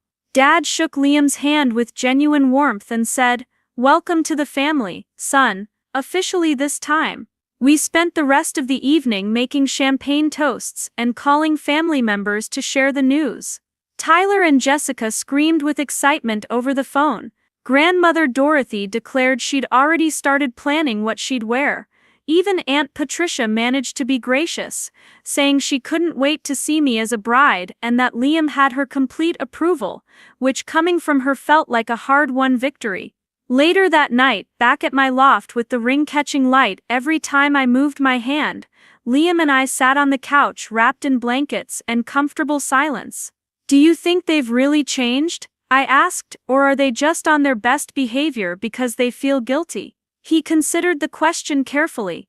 "I think guilt was the catalyst, but I've watched them putting in real work. Your mom volunteers every week. Your dad takes the foundation work seriously. Tyler completely changed careers. That's not just guilt. That's people actually examining their values and making hard choices to align with what they've learned." I nodded, wanting to believe it. "I guess time will tell." "It always does," he agreed. "But Emma, even if they slip back into old patterns, even if this transformation isn't permanent, you've already won. How do you figure? You built a life based on what matters to you. You found work that gives you purpose. You created relationships based on authenticity. You didn't compromise who you are to fit their expectations. That's success in the truest sense, regardless of whether they ever fully understand it." He was right. Somewhere along the way, probably in those early days when I chose teaching over a corporate path, when I fell in love with a man in an apron who made me laugh and challenged me to think deeper, when I committed to students everyone else had written off, I'd stopped measuring my life by other people's standards. The gala hadn't been about proving anything to my family. It had been about revealing a truth they'd been too blind to see, that success comes in forms they'd never learned to recognize, that worth isn't measured in salary or status, that love isn't about finding someone impressive but finding someone real. My phone buzzed with a text from Mom. "Just wanted to say again how happy I am for you both. Liam is exactly who you deserve, someone who sees your light and helps it shine brighter. I'm sorry it took me so long to understand that. Love you so much, I showed Liam the message, and he smiled. See? Real change. Maybe, I said, or maybe just the beginning of it. Either way, I'm glad they're trying. We sat there in the quiet of my loft, the city lights of Portland spreading out beyond the windows, and I thought about the journey that had brought us here. The rain-soaked coffee shop meeting, the family barbecue where they'd first dismissed him. The years of patient endurance while judgment piled up like snow. The wedding toast that could have broken something fragile, but instead revealed something strong, the gala that shifted everything. And now this, a ring on my finger, and a future stretching out full of possibility. You know what the best part is, I said to Liam. What's that? They spent 3 years pitying me for choosing you, for choosing teaching, for choosing a life they couldn't understand. And I spent those same 3 years being happier than they could imagine. Their pity was based on their limitations, not my reality. He kissed my temple, and now they get to see what I've known all along, that a life built on purpose and principle, and real love is worth more than any corner office, or luxury car or impressive title. That being underestimated just means you get to surprise people when you succeed on your own terms. He laughed softly. You're going to be terrifying when you're fully confident, you know that. I grinned. Good. The world could use more terrifying women who refuse to shrink themselves to fit other people's small imaginations. We stayed up late that night making plans, not for a big wedding, because neither of us wanted that, but for a small ceremony that reflected who we actually were. We'd get married at the original Ember and Oak location, the tiny space where Liam had started 8 years ago. We'd invite the people who'd supported us from the beginning, employees and farmers, and community partners, and the small circle of friends who'd never needed us to be anything other than ourselves. And yes, we'd invite my family too, because despite everything they were trying, and that deserved acknowledgement. The wedding happened on a May morning, when the Portland rain had finally given way to pale sunshine, and the smell of blooming roses drifted through open windows. The original Ember and Oak location was tiny, barely room for 40 people, but we filled it with everyone who mattered. Liam's employees decorated with flowers from the farmers' market and lights they'd strung by hand. The ceremony was simple, vows we'd written ourselves about partnership and purpose, and choosing each other every day. My students came and read poems they'd written about love and courage. Marcus, the kid who'd written about Atticus Finch, read one about quiet strength that made everyone cry. Mom and Dad sat in the front row holding hands, both of them beaming with what looked like genuine joy.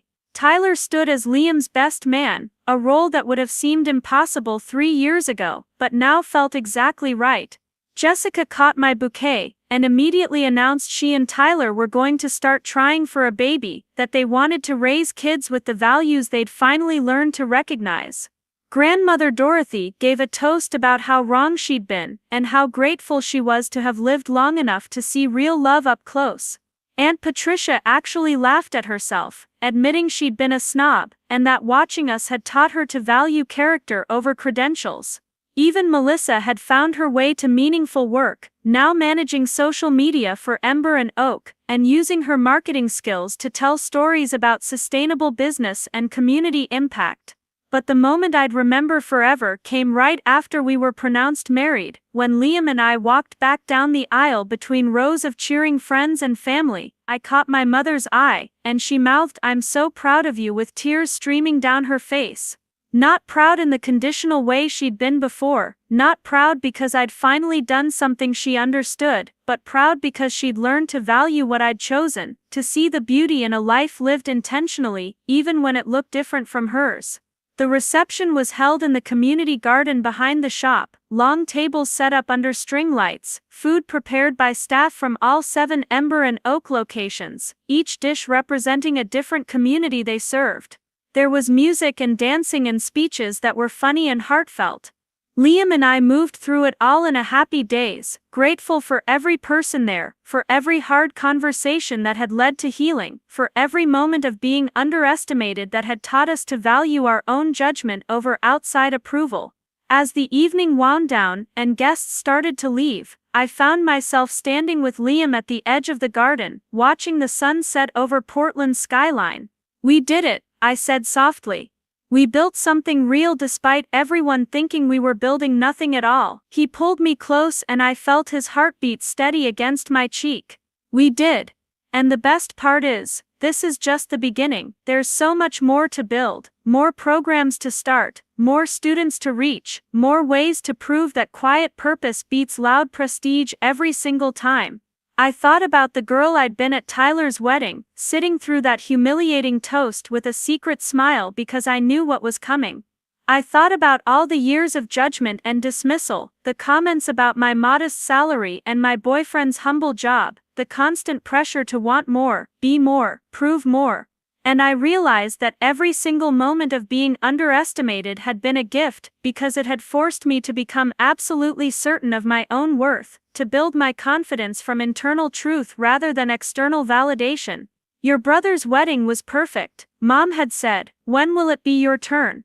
I'd smiled then, because I'd known something she didn't, that my turn wasn't about matching Tyler's expensive venue or designer dress, or impressive guest list. My turn was about finding someone who valued the same things I did, building a life that reflected our shared principles, creating impact that mattered more than appearance. And standing there in that community garden, married to a man who saw me completely, surrounded by family who'd finally learned to see us both, I realized my turn had been happening all along. I just hadn't needed anyone's permission to recognize it. The students whose lives would change because of the program I'd built, the employees Liam paid fairly and treated with dignity, the communities supported by his foundation, the family members who'd learned to value substance over surface, all of it was proof that the quiet path, the underestimated path, could lead somewhere more meaningful than any amount of conventional success. Mom approached us as the last guests were leaving, Dad beside her, both of them looking tired but content.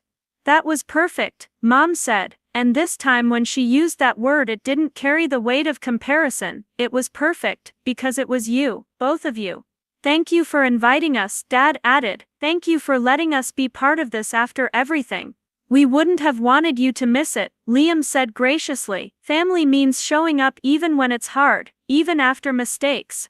That's what makes it family." They hugged us both and left, and I watched them walk to their car with their arms around each other, two people who'd spent decades valuing the wrong things, and were now trying to learn a better way. It wouldn't be perfect. They'd probably slip back into old patterns sometimes, probably still struggle to fully understand choices they'd never make themselves, but they were trying, and that was enough. Liam and I stayed until everything was cleaned up, until the lights were taken down, and the tables folded and the garden was back to its usual quiet state.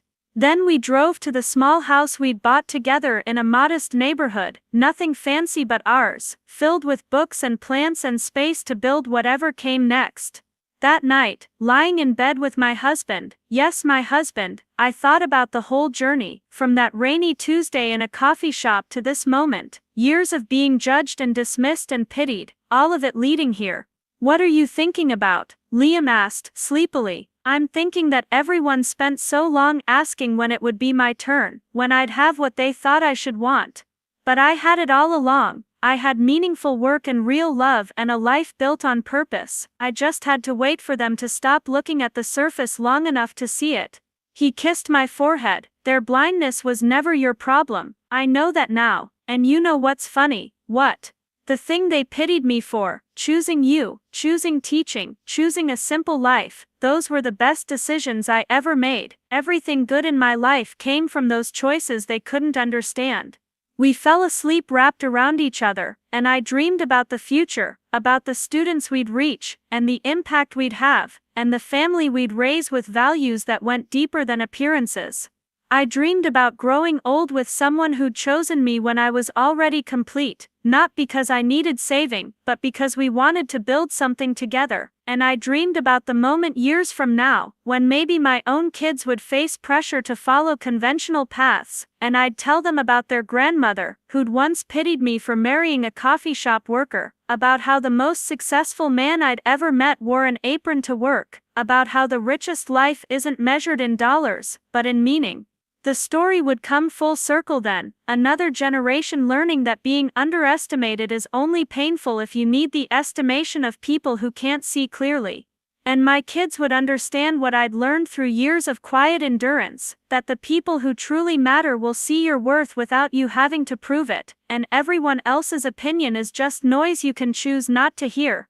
I woke the next morning to sunlight streaming through the windows and Liam already up making coffee, the smell drifting through our small house like a promise of ordinary beautiful days ahead. I found him in the kitchen, still in his pajamas, and wrapped my arms around him from behind. "Good morning, husband," I said, testing out the word. He turned and kissed me properly. "Good morning, wife. How does it feel?" "Like everything I didn't know I was waiting for, like home." We spent the morning reading the newspaper and making breakfast and talking about nothing important, and I realized this was what I'd been choosing all along. Not drama or prestige, or impressive stories to tell at parties, but quiet contentment with someone who valued the same things I did, who built his success without losing his humanity, who saw being underestimated as an opportunity rather than an insult. My phone buzzed with messages from family members still gushing about the wedding, about how beautiful it was, how meaningful, how perfectly it reflected who we were. Tyler sent a long text about how watching us had inspired him to propose a new community initiative at his nonprofit. Mom sent photos she'd taken of the garden and the ceremony with captions about how proud she was. Dad sent a simple message saying he'd made a donation to my literacy program in honor of our marriage. Even grandmother Dorothy, who barely knew how to text, sent a string of heart emojis, and the words, "You've taught this old woman more than she taught you, and that's exactly how it should be." I showed them all to Liam, and he smiled. "Look at that, you changed your whole family just by refusing to change yourself." Maybe that's the real lesson in all of this. That standing firm in who you are gives other people permission to question who they've been, that living according to your values, even when everyone thinks you're wrong, can eventually show them a better way. He nodded thoughtfully, and that being underestimated is only a problem if you underestimate yourself, which you never did, not once, not even when it would have been easier. I thought about that, about all the times I could have doubted my choices, could have looked at Tyler's success or my mother's disappointment, or the world's constant message that more money equals more value, and wondered if I'd gotten it wrong, but I never had. Even in my hardest moments, even when the judgment hurt, I'd known deep down that I was building something worth more than their approval, and now here I was, married to an extraordinary man, doing work that mattered, part of a family that was finally learning to see clearly. Not because I'd proven anything to them, but because I'd been patient enough to let the truth reveal itself in its own time. We finished our coffee and started planning the day. Nothing special, just a walk through the neighborhood and maybe dinner with friends. Normal life, the kind my family had once pitied me for, now revealed as exactly what I'd wanted all along. As we got ready to head out, I caught my reflection in the hallway mirror, the same woman who'd sat through Tyler's wedding with a knowing smile, who'd endured years of subtle criticism, who'd loved a man in an apron when everyone else saw only limitations. But different too, because now the secret was out, the truth was known, and the validation I'd never needed but had earned anyway was finally completely mine. "Your brother's wedding was perfect. When will it be your turn?" Mom had asked, and I'd smiled because I'd known my turn was already happening, just not in any way she could recognize. My turn was every morning I woke up next to someone who saw me completely, every student who discovered they could love reading, every choice I made based on meaning rather than money. Every moment of being underestimated that taught me to trust my own judgment over everyone else's limited vision. My turn wasn't a single event. It was a whole life, built quietly and deliberately, piece by piece, choice by choice, until it became something so solid that no amount of judgment could shake it. And when the truth finally came out, when my family saw what they'd been too blind to recognize, it didn't change anything essential, it just gave them the chance to finally see what had been there all along, what I'd known from that first rainy Tuesday in a coffee shop 3 years ago, that some people build empires loud, and some build them quiet, but the quiet ones are no less real. That being underestimated says more about the people doing the estimating than the person being judged. That love isn't about finding someone impressive, it's about finding someone true, and that a life of purpose, meaning, and authentic connection is worth more than any amount of conventional success, whether anyone else ever understands that or not. We walked out into the May sunshine, hand in hand, ready for whatever came next, carrying the knowledge that we'd already won the only game that mattered, not by proving ourselves to anyone, but by building a life so aligned with our values that outside validation became irrelevant. The story could have ended with the dramatic reveal at the gala, with shocked faces and public vindication, but the real ending was quieter than that, more lasting. It was this: walking through an ordinary neighborhood on an ordinary morning, completely at peace with choices that had once been criticized, building a future with someone who'd been dismissed, living proof that the people who underestimate you are really just revealing the limits of their own vision.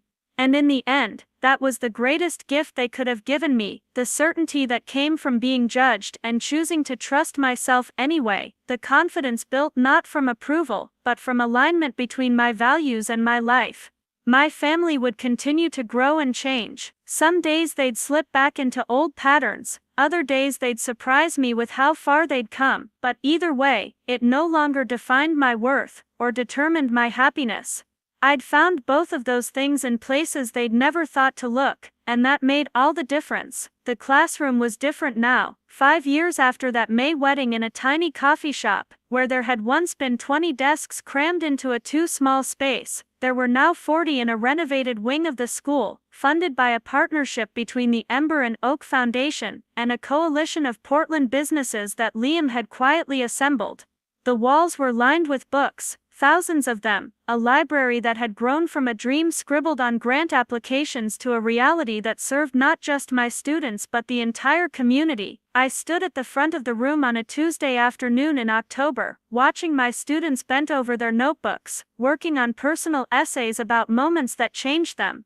The assignment was the same one I'd given 5 years ago, back when Marcus had written about Atticus Finch, and shown me why this work mattered.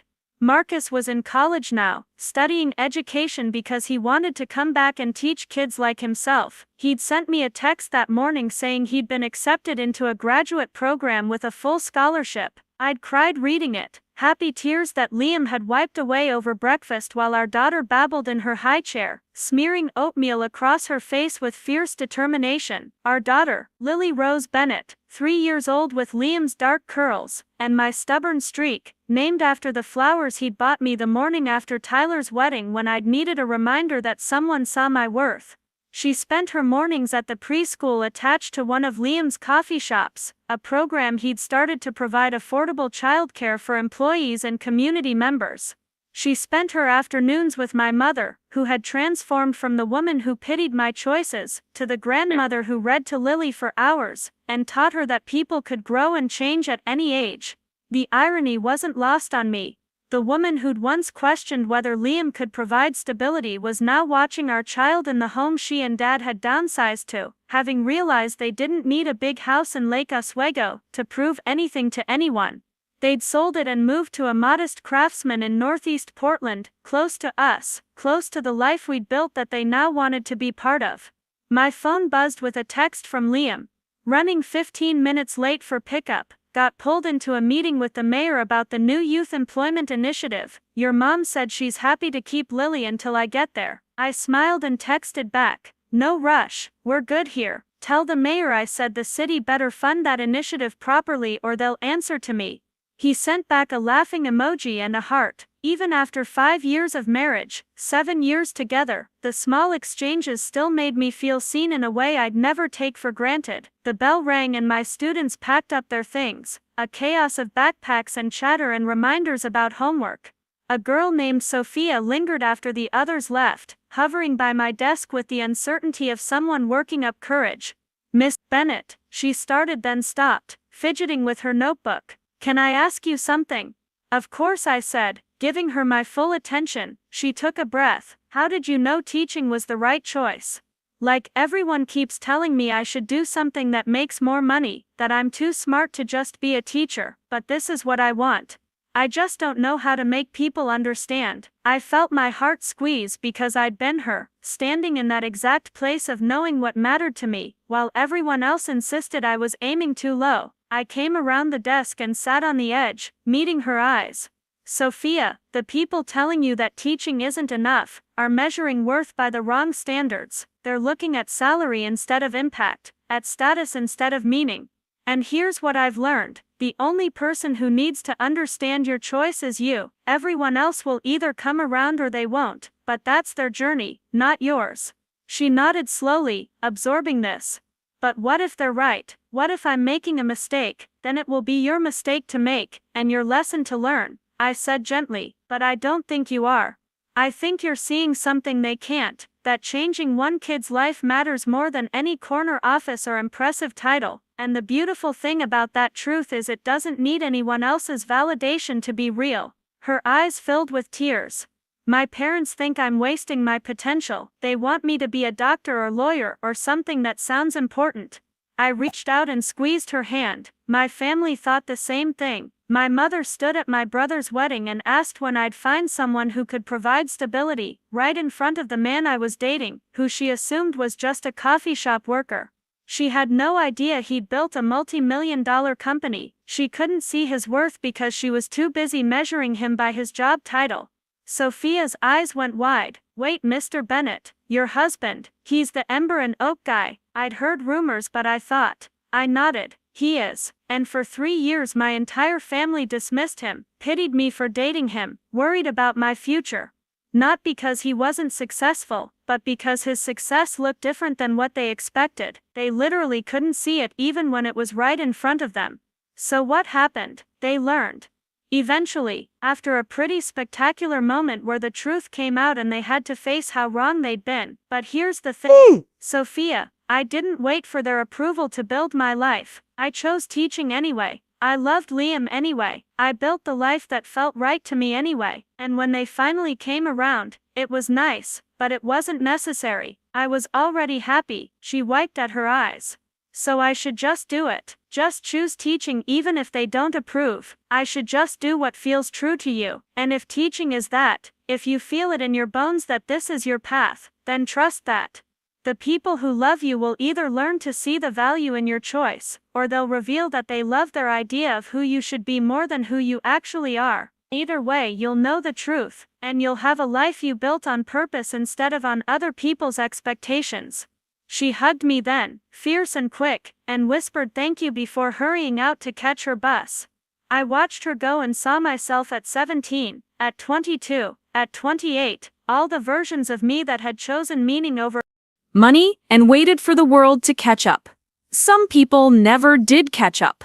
Some still didn't understand why I taught for a modest salary when I was married to someone wealthy. But their confusion didn't diminish my satisfaction, didn't make the work less important, didn't change the fact that I woke up every morning knowing exactly why I did what I did. I packed up my own things and headed out to my car, the same old Camry I'd been driving for years because it still ran fine and buying something new felt wasteful. Liam had offered multiple times to get me a new car, something safer, more reliable, but I'd refused. This one still works, I'd told him. When it doesn't, then we'll talk. He'd laughed and kissed my forehead and never pushed, because he understood that for me it wasn't about the money, it was about the principle. Why replace something that still served its purpose just to have something shinier? That wasn't who I was, and 5 years of marriage hadn't changed that core part of me. If anything, being with Liam had reinforced it. He still worked the counter at the Pearl District location twice a week, still roasted beans at 4 in the morning, still knew every employee's name and their kids' names and asked about their lives with genuine interest. Success hadn't changed him because his success was built on staying connected to the purpose, not ascending above it. I drove through Portland's autumn streets, the trees turning gold and crimson, and thought about how different this drive felt from 5 years ago when I'd been heading to Tyler's wedding, bracing myself for judgment and commentary. Now I was heading to my parents' house to pick up my daughter, and the dread had been replaced by something close to peace, not perfect peace, because families were complicated and old patterns sometimes resurfaced, but peace built on years of honest conversation and genuine effort to change. Mom and Dad's house was warm with light when I pulled up, and through the window I could see Mom on the floor with Lily, both of them surrounded by picture books. The sight still sometimes caught me off guard. This woman who'd once valued appearance over everything now sitting cross-legged in comfortable clothes, completely absorbed in making animal sounds to entertain her granddaughter. I let myself in and heard Lily's squeal of delight. "Mama," she barreled toward me and I scooped her up, breathing in the scent of her, apple juice and crayons, and the baby shampoo we still used even though she insisted she was a big girl now. Mom stood more slowly, her knees not what they used to be, and smiled at us both. "She was wonderful today," she said. "We read 10 books, drew pictures of every animal we could think of, and had a very serious tea party with her stuffed bears." "Thank you for watching her," I said, and meant it. Mom crossed to kiss my cheek. "It's my joy, Emma, truly, these afternoons with her are," she paused, searching for words. "They're teaching me what I missed with you and Tyler. How to just be present without worrying about what it looks like, what it means for the future, all of that. She's teaching me to see what matters." I felt my throat tighten. "You're a wonderful grandmother. She deserves you, and I deserved a better mother back then." Mom said quietly. "I'm trying to make up for it now, even though I know that's not really possible." "You can't change the past, but you can shape the present," I said. "That's what you're doing." "That's enough." Lily wiggled to get down and ran to gather her drawings, a stack of papers covered in enthusiastic scribbles that Mom had labeled with careful printing. "This is an elephant," Lily announced, holding up something that looked more like a purple cloud with legs. "It's beautiful," I said seriously. "We'll hang it on the fridge with all the others." Dad emerged from the kitchen with a plate of cookies, his hair grayer than it had been 5 years ago, but his smile more genuine. "There's my favorite granddaughter," he said, and Lily giggled because she was his only granddaughter, a joke between them that never got old. He handed her a cookie and turned to me. "Tyler called earlier. He and Jessica are pregnant again." I felt a surge of happiness. "That's wonderful. When?" "Early summer," he said. "They wanted us to know before they announced it widely." "And Emma," he hesitated. "Tyler specifically said he wanted to talk to you about parenting advice, said you and Liam were doing it right, and he wanted to learn from you." The statement hung in the air, heavy with meaning. 5 years ago, Tyler had been the golden child, the one doing everything right, the standard against which I was measured and found wanting. Now he was asking me for guidance, recognizing that the life I'd built had value he wanted to understand. It was a complete reversal, and I could see in Dad's eyes that he recognized it too, that he was proud of it in a way he'd never been proud before. "Tell him I'd be happy to talk," I said. "Anytime." I meant it too. Whatever complicated history we had, Tyler had genuinely tried to change, to value different things, to build a life of meaning instead of just achievement. He'd become a real brother to me in the past 5 years, someone I actually wanted to spend time with, whose friendship with Liam had deepened into something authentic. We gathered Lily's things, the stuffed animals and extra clothes, and half-finished art projects that seemed to multiply every time she spent an afternoon with her grandparents. Mom walked us to the door and hugged me tightly. "I'm proud of you," she said. "I know I say it a lot now, maybe too much, but I need you to hear it. Proud of the teacher you are, the mother you are, the woman you've always been, even when I was too foolish to see it." I hugged her back, this woman who'd caused me so much pain, and who was working so hard to heal it. "I know, Mom, I know." Driving home with Lily singing nonsense songs in her car seat, I thought about the long strange journey from that coffee shop meeting to this moment. The years of being underestimated, the wedding toast that could have broken something fragile, the gala reveal that changed everything, and then the quieter years after, building a life and a family and watching people learn to see differently. My phone rang through the car's Bluetooth, and Liam's voice filled the space. "Hey, I'm about 10 minutes from home, should I pick up dinner?" "Already handled," I said. "Your mom dropped off enough lasagna to feed an army." She said something about making sure her grandbaby has proper nutrition and her son remembers to eat vegetables. He laughed. My mother has decided you're the best thing that ever happened to me, and she's making up for the fact that your mother used to think the opposite. The irony of our mother's reversal still amused us both. Liam's mother, who'd always supported us quietly, had become more vocal about it as my family's transformation unfolded. She'd told me once, with characteristic bluntness, that watching my family learn to value you properly was satisfying in a way I can't quite explain, like justice, but kinder. We pulled into our driveway at the same time, Liam's car beside mine, and Lily shrieked with excitement at seeing her daddy. He got her out of her seat, while I gathered the mountain of things we seemed to accumulate everywhere she went, and together we walked into our home. It was still modest by the standards of what we could afford, a 3-bedroom craftsman with a garden out back, where we grew vegetables and herbs. We could have bought something much larger, much flashier, but this felt right. Rooms filled with books and art, and Lily's toys, a kitchen where we cooked together, a backyard where we had friends over for simple dinners, a life built on what mattered, rather than what impressed. While Liam got Lily ready for dinner, I checked my email and found a message from the school district. They wanted to expand the literacy program to 3 more schools, had secured funding from multiple sources, including a significant grant from, I smiled reading it, the Bennett Family Foundation. Liam had created it 2 years ago, a separate entity from the Ember and Oak Foundation, focused specifically on education initiatives. He'd done it without telling me, just presented me with the paperwork one morning, and said, now you have dedicated resources for every crazy ambitious idea you've ever had about changing kids' lives. I'd cried then, and I felt tears prick my eyes now, reading about how that foundation was opening doors for hundreds more students. Liam appeared in the doorway, Lily on his hip. What's wrong? Nothing's wrong, I said, blinking rapidly. The program is expanding to 3 more schools. The Bennett Foundation came through with funding. He grinned. That's fantastic. See what happens when you stop limiting yourself to what seems realistic, and just go for what's needed. It's not me going for it, I said. It's you making it possible. He crossed the room and kissed me, Lily giggling between us.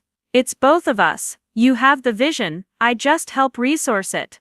That's what partnership looks like. We ate dinner as a family, Lily telling elaborate stories about her day with Grammy that bore little resemblance to reality but delighted us anyway.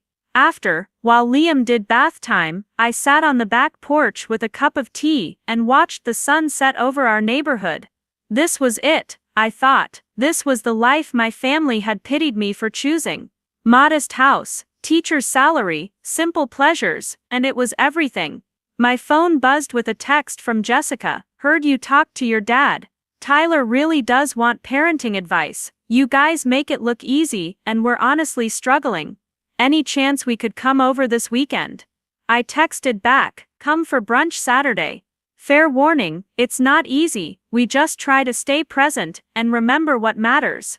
Looking forward to hearing about baby number 2. She sent back a string of grateful emojis, and I smiled, remembering the woman who'd looked at me with barely concealed pity at her own wedding, who'd agreed with my mother's concerns about my future. Now she was asking for my guidance, recognizing that the life she'd once dismissed had something she wanted. Another reversal, another piece of evidence that being underestimated just meant people were looking at the wrong things. Saturday came with rare Portland sunshine, and Tyler and Jessica arrived with their daughter Mia, who was 4, and immediately dragged Lily off to play. We settled on the back patio, with coffee and pastries from the Pearl District Ember and Oak, still my favorite location because it's where everything started. Tyler looked tired but content in a way he never had during his corporate finance days. How do you do it? He asked without preamble. Balance the work you love with being present for Lily, because I feel like I'm failing at both constantly. Liam and I exchanged a glance. We don't balance it, Liam said, we integrate it. My work matters, Emma's work matters, Lily matters, and we try not to separate them into competing priorities. She comes to the coffee shop sometimes, Emma brings students to tour our facilities. We make the work part of our life, instead of something we have to balance against living. Jessica leaned forward, but don't you ever feel like you're shortchanging her, like she deserves more of your time? Every parent feels that, I said gently, but I think the question isn't how much time, it's what quality of presence. I'd rather have 2 focused hours with Lily where I'm really there, than 6 hours where I'm distracted by work or guilt, or trying to be someone I'm not. Tyler nodded slowly. That makes sense, and it's easier when the work means something, right? When it's not just about a paycheck or status, but about actual impact. Exactly, Liam said, when you believe in what you're doing, when it aligns with your values, being present for it, and being present for family, aren't opposing forces, they feed each other. We talked for hours, sharing the messy reality of parenting and work and trying to build something meaningful in a world that constantly pushed for more, bigger, flashier. Jessica admitted she'd been struggling with the pressure to return to her high-powered marketing job, that she'd discovered she wanted to do something that mattered more than something that paid well. I think I've been chasing the wrong things, she said quietly. Watching you guys, seeing how content you are with less, it's made me question everything. You don't have less, Tyler said, looking at me. That's what I finally figured out, you have more of what actually counts. Less stuff maybe, less status, but more meaning, more presence, more alignment between who you are and how you live. That's not less. That's everything. Hearing him say it, this man who'd once pitied me for my choices, who'd told Liam that everyone has to start somewhere, as if Liam was at the beginning of a journey he'd already completed, it felt like a full circle moment. Not triumphant exactly, but satisfying in a quiet way. They left in the late afternoon, both of them thanking us repeatedly, and Liam and I cleaned up while Lily napped on the couch, exhausted from playing. Do you ever wish you'd told them sooner? He asked, as we loaded the dishwasher, about the company, about everything. Would it have saved you from the judgment? I thought about it, maybe, but then I wouldn't have learned what I learned, that I didn't need their approval, that my worth wasn't dependent on their understanding, that I could build a life so solid that outside opinion became irrelevant. Those lessons were worth the temporary pain of being underestimated. He pulled me into his arms. You're remarkable, you know that. I'm just someone who refused to shrink myself to fit other people's small imaginations, I said. Lots of people do that, they just don't all get the dramatic reveal at a fancy gala. He laughed. True. Though that was pretty spectacular, I grinned against his chest. It really was. Seeing your grandfather put Aunt Patricia in her place might be one of my favorite memories.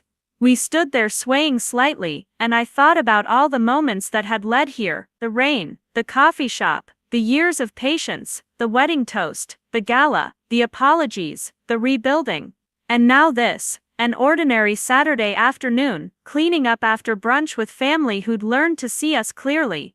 This was the victory, not the moment they realized they'd been wrong, but the life we'd built that was so fulfilling their realization didn't really change anything essential. That evening, after Lily was asleep, Liam and I sat in the living room with books and comfortable silence, but my mind kept drifting to Sophia, to the conversation we'd had about choosing teaching despite pressure to do something that seemed more impressive.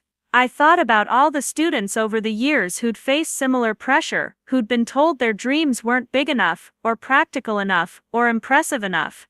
How many of them had listened to those voices instead of their own? How many had chosen security over purpose, because they didn't have examples showing them another way was possible? I'm thinking about starting something new, I said to Liam. He looked up from his book. Tell me. A mentorship program, I said, ideas forming as I spoke. For students who want to pursue work that matters more than work that pays, teaching, social work, nonprofit, arts, anything where the impact is bigger than the salary. They'd get paired with adults who chose those paths and are thriving, who can show them it's possible to build a meaningful life without chasing conventional success. Liam's eyes lit up. That's brilliant. You'd be showing them what your family couldn't see, that success comes in forms that aren't always recognized, but are just as valid. Exactly, and maybe, If enough people see it, if enough kids grow up knowing they have permission to chase meaning instead of money, we start to shift the whole conversation about what makes a life successful. He set down his book and moved to sit beside me. The foundation will fund it, whatever you need. Space, resources, staff, all of it. This is exactly what we should be doing. I leaned against him, grateful for this man who saw my dreams, and immediately asked how he could help make them real, who never questioned whether my work mattered enough to deserve resources, who treated my teacher's passion projects with the same seriousness he treated million-dollar business decisions. We'll call it. I paused, thinking. What about the Other Path project, showing kids there isn't one right way, just the way that's right for them? Perfect, he said, let's build it. And so we did. Over the next year, the Other Path project grew from an idea to a reality. We recruited mentors from across Portland, people who'd chosen purpose over prestige, and built remarkable lives, teachers and social workers, and artists and nonprofit leaders, people whose bank accounts might not be impressive but whose impact was undeniable. We matched them with high school students facing pressure to choose practical over passionate, and we watched those relationships transform how kids saw their futures. Sophia was one of our first mentees. We paired her with a veteran teacher who'd left a law career to work with immigrant students and never once regretted the pay cut. 6 months later, Sophia was applying to education programs with confidence, armed with examples of people who'd made the choice she wanted to make, and were thriving. Her parents still didn't fully understand, but she'd found her certainty, and that was enough. The program expanded quickly because the need was everywhere. Kids who wanted to be musicians but felt pressure to study business, kids who wanted to do social justice work, but heard constantly that they'd never make enough money, kids who had purpose figured out but couldn't find examples of people living it successfully. We gave them those examples, showed them that being underestimated for following your heart was temporary, but living someone else's life was permanent, and they began to choose differently. 2 years into the program, we held our first annual celebration, bringing together mentors and mentees to share stories and honor the courage it took to choose the road less validated. The event was held at the Columbia River Gorge Estate, the same place where my family had learned the truth about Liam, full circle again, but this time, instead of shocking revelations, it was pure celebration of people choosing authentically. My entire family came to support it. Mom and Dad sponsored a table. Tyler brought students from his nonprofit to see what was possible. Jessica had left marketing entirely and was training to be a therapist, finally pursuing work that filled her instead of just paying her. Aunt Patricia, in perhaps the biggest transformation of all, had become one of our mentors, working with young women who felt pressure to marry well instead of build independently. Even grandmother Dorothy was there, 90 years old and sharp as ever, holding court and telling anyone who'd listen about her granddaughter who'd known all along what mattered. I stood at the front of the room to give opening remarks, Lily sitting with Liam in the second row, now 5 years old and full of questions about everything. I looked out at the faces gathered, students who were brave enough to choose meaning, mentors who were living proof it was possible, family who'd learned to recognize success in forms they'd once dismissed. Thank you for being here, I began. This program exists because I spent years being told I was aiming too low, because I chose teaching when I could have made more money elsewhere, because I fell in love with a man people dismissed for working behind a counter, because every choice I made, that felt true to me, looked like settling to people who measured worth differently. I paused, gathering my thoughts, but here's what I learned. Being underestimated is only painful if you need the estimation of people who can't see clearly. And the people who matter, the ones who see you, they don't need you to prove anything, because they recognize your worth without evidence. Everyone else's